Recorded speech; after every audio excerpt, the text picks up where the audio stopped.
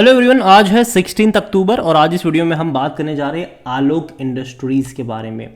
देखिए, रिलायंस इंडस्ट्रीज़ के मालिकाना हक वाली कंपनी है, मुकेश अंबानी की कंपनी कह सकते हो आप इसको। और आज बड़ी तेज़ी आई, 4% की तेज़ी है, 20 रुपये पर पहुंच चुका है, 20 रुपये पर।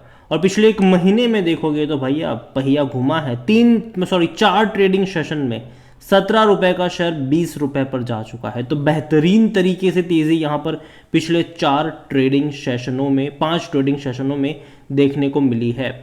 9 अक्टूबर को ये 17 रुपये 70 पैसे का शेयर था और बड़ी रफ्तार आई है पिछले 5 ट्रेडिंग सेशन में। बातचीत करेंगे कि ये जो तेज़ी आई है उस पर कितना भरोसा कर सकते हैं और कंपनी का प्लान क्या है फ्यूचर को लेकर। देखिए, वीडियो को शुरू करो उससे पहले अगर आपने अभी तक चैनल को सब्सक्राइब नहीं किया है तो प्लीज़ अभी इसे सब्सक्राइब कर लीजिए, क्योंकि आगे भी बहुत सारे वीडियोस हैं जो आपको काफ़ी ज़्यादा हेल्प करेंगे। तो देखिए, आलोक इंडस्ट्रीज 20 रुपये का शेयर, एक महीने में 3.5% की तेज़ी, लेकिन पिछले 5 ट्रेडिंग सेशन में जो तेज़ी आई है वो 3.5% की नहीं बल्कि ऑलमोस्ट 15 से 20% की बड़ी रफ्तार है।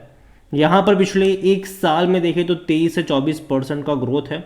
और देखो ग्राफ ना इसका जा तो रहा है ऊपर की तरफ, ठीक है, बीच बीच में करेक्शंस भी आए हैं। देखो तेज़ी जितनी बड़ी आई है उसके बाद उतने थोड़े बहुत करेक्शंस भी आए। जैसे कि अगर मान लीजिए कि शेयर 30% भागा है तो बाद में 15-16% गिरा भी है, फिर बहुत बड़ी तेज़ी दिखाई, फिर बहुत बड़े करेक्शंस आए, फिर बहुत बड़ी तेज़ी। देखो यहाँ से जो 14 रुपये से पहिया घूमा इसका और जो 22 रुपये पर गया था, इसकी सबसे बड़ी वजह थी रिलायंस की एनुअल जनरल मीटिंग। और रिलायंस ने अपनी एनुअल जनरल मीटिंग में कुछ ऐसा कहा जिसने पूरा पासा पलट दिया। यहाँ पर रिलायंस ने यह बोला कि उनका प्लान है कि तकरीबन 14,200 करोड़ रुपए जो है वो अपनी सब्सिडीज कंपनी को अलॉट करेंगे और उनमें से एक बहुत बड़ा अमाउंट जो था वो आलोक इंडस्ट्रीज को जाने वाला था और वो था तकरीबन 7,000 करोड़ रुपये। तो यहाँ पर भैया रिलायंस से अगर 7,000 करोड़ रुपए की इतनी बड़ी मदद अगर आलोक को मिलती तो जाहिर सी बात है कंपनी अपने प्रोडक्शन को और बड़े पैमाने पर बढ़ाती और जिसके चलते एक बड़ी रफ्तार इनके रेवेन्यू में और इनके प्रॉफिट्स में भी देखने को मिल जाती। हालांकि प्रॉफिट तो है ही नहीं, बड़े बड़े लॉसेस ही हो रहे हैं, लेकिन एटलीस्ट रेवेन्यू बढ़ते और धीरे धीरे जब रेवेन्यू बढ़ते तो कहीं ना कहीं पॉसिबिलिटीज़ होती है कि कंपनी प्रॉफिटेबल बनने की कगार पर जा सकती है।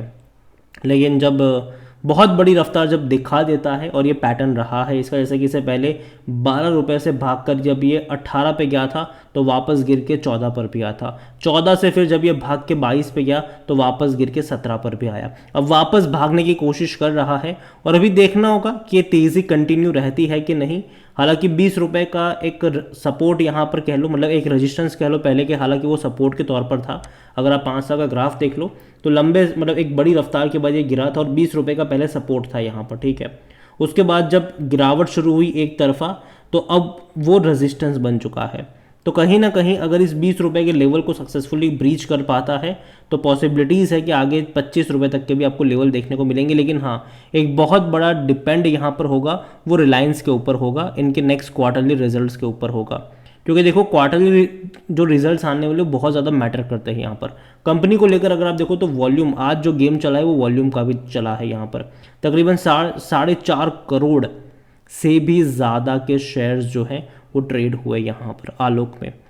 और कंपनी को लेकर अगर हम देखें तो according to Moneycontrol user हर कोई कह रहा है खरीदारी करो, यहाँ पर हर कोई कह रहा है खरीदारी करो। इतना ही नहीं, अगर आप इनके लास्ट कुछ इनसाइडर ट्रांजेक्शन्स देखेंगे तो हालांकि बिकवाली हुई है, ठीक है, बिकवाली हुई है जुलाई 2023 में, लेकिन ठीक ठाक, कोई उतना मेजर भी नहीं है। मुश्किल से 80,000 शेयर बेचे गए जो कि नॉर्मल है, ये कोई उतना बड़ा नहीं है। यहाँ पर अगर हम बात करें तो दिक्कत ये थी कि इनके रेवेन्यू कम हो रहे थे और ये अभी भी नेगेटिव चीज़ है इनके लिए कि इनके रेवेन्यू तकरीबन 2,000 करोड़ से लगातार गिर कर 1,410 करोड़ पर आ गए और प्रॉफिट तो है नहीं, बड़े बड़े लॉसेस हो रहे हैं। अब तक ये सारी नेगेटिव खबरें थी और यही वजह थी कि शेयर लगातार गिर रहा था। शेयर को ऊपर उठाने में सिर्फ एक ही चीज़ काम कर रही है, वो रिलायंस के अनाउंसमेंट कि भैया 7,000 करोड़ रुपए हम यहाँ पर इन्फ्यूज़ करने का प्लान कर रहे हैं और यही वो चीज़ है जो इसको ड्राइव कर रही है ऊपर की तरफ। अभी देखना होगा कि इसका कितना असर देखने को मिलता है। और अगर शेयर में तेज़ी के लिए एक चीज़ यहाँ पर मैं ये कहना भी चाहूँगा कि इनके क्वार्टरली रिजल्ट्स में इंप्रूवमेंट आना ज़रूरी है। सितंबर के नंबर्स अब कब आएंगे अभी तक कोई इसकी डेट सामने नहीं आई है, लेकिन जैसे ही कोई डेट आएगी डेफिनेटली उसके बारे में भी हम बात करेंगे। अगर आलोक को लेकर देखा जाए तो भैया ज़्यादातर आपको कोई भी एनालिस्ट बाइंग के रिकमेंडेशन नहीं देगा। हाँ, आपको ट्विटर पे, यूट्यूब पे कुछ एडवाइस देखने को मिल जाएगी, लेकिन कोई जो प्रॉपर एनालिस्ट होंगे बड़ी कंपनियों के, वो आपको अपनी रिपोर्ट नहीं देंगे, ना ही कोई रिसर्च देंगे। यहाँ पर होल्डिंग को लेकर बात करी जाए तो प्रमोटर के पास 75% की होल्डिंग है, जिनमें से रिलायंस जो है, रिलायंस इंडस्ट्रीज़, वो 40% के आसपास का स्टेक उनके पास है। 35% कुछ जेएम फाइनेंशियल्स के पास है, लेकिन जेएम फाइनेंशियल भी भैया इन्हीं का है। यहाँ पर आप देखो तो म्यूचुअल फंड के पास कुछ भी नहीं है। डोमेस्टिक के पास 0.32% की होल्डिंग है। एफआईल्स 2.16% की होल्डिंग लेकर बैठे हैं, और रिटेल और अदर की मिलाकर बनती है 22.52%, जिनमें से रिटेल इन्वेस्टर 16.53% की होल्डिंग लेकर बैठे हैं। देखिए ओवरऑल आलोक इंडस्ट्रीज में कहूँगा कि देखो कंपनी फंडामेंटली उतनी ज़्यादा स्ट्रांग नहीं है। नेगेटिव चीज़ें बहुत सारी है यहाँ पर, लेकिन दो पॉजिटिव चीज़ें हैं। एक है भैया रिलायंस का सपोर्ट, और दूसरी गवर्नमेंट का सपोर्ट। देखो गवर्नमेंट चाहती है कि टेक्सटाइल इंडस्ट्रीज़ में जो कंपनियां हैं वो ज़्यादा से ज़्यादा चीज़ों को प्रोड्यूस करे और इंडिया और उसके बाहर बेचना शुरू करे, वहाँ से भैया कमाई करे। वो गवर्नमेंट चाहती है चीज़, और इसीलिए गवर्नमेंट ने तकरीबन 15,000 करोड़ रुपए का इंसेंटिव प्रोग्राम भी शुरू किया हुआ है इन सब के लिए।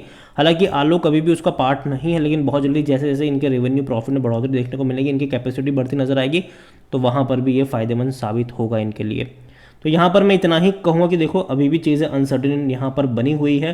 पॉसिबिलिटी के ऊपर ये शेयर ट्रेड कर रहा है कि देखो भैया 7,000 करोड़ रुपए यहाँ से आ जाएंगे तो कहीं ना कहीं चीज़ें बेहतर हो जाएगी इनके लिए, ये पॉसिबिलिटीज़ के ऊपर ट्रेड कर रहा है। हालांकि नंबर्स अभी देखो अभी के टाइम पर इसके फंडामेंटल्स काफ़ी ज़्यादा वीक है, लेकिन पॉसिबिलिटीज़ यहाँ पर काफ़ी अच्छी बताई जा रही है, और उम्मीद करते हैं कि अगर गवर्नमेंट से भी सपोर्ट मिल जाएगा तो चीज़ें बेहतर हो सकती है यहाँ पर इस कंपनी के लिए।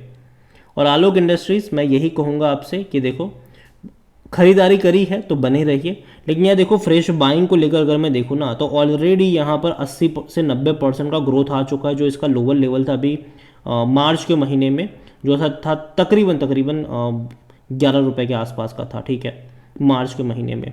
वहाँ से देखें तो 20 पे जा चुका है ये, तो ऑलमोस्ट 80% का ग्रोथ तो ये दिखा चुका है, 80% से भी ज़्यादा का ग्रोथ ये दिखा चुका है सिर्फ 6 महीने के अंदर। लेकिन मैं यही कहूँगा कि देखो बीच में करेक्शन एक्सपेक्टेड है, उम्मीद करते हैं कि बाय ऑन डिप्स की स्ट्रेटजी फॉलो करनी चाहिए। लेकिन हाँ साथ में ये ऐड करना चाहूँगा कि देखो यार फंडामेंटली ये कंपनी उतनी भी स्ट्रांग नहीं है कि आप अपने पोर्टफोलियो का एक बहुत बड़ा अलोकेशन यहाँ पर करके बैठ जाओ। उतना ही खरीदो जितना गंवाने के लिए आप तैयार हो यहाँ पर, क्योंकि चीज़ें जो है वो पॉसिबिलिटीज़ पर ट्रेड कर रही है। और आलोक इंडस्ट्रीज़ को देखा जाए तो भैया मुकेश अंबानी ने खरीदा था, और NCLT में से खरीदा था, एक कंपनी बर्बाद हो गई थी, वहाँ से इसको खरीदा गया था, और 3 साल मतलब तीन या 5 साल का कुछ लॉक इन पीरियड था यहाँ पर, ठीक है। और पॉसिबिलिटीज़ ये भी है कि क्या होगा जब वो लॉक इन पीरियड ख़त्म हो जाएगा, तब शायद ये इसको बेचेंगे कि नहीं।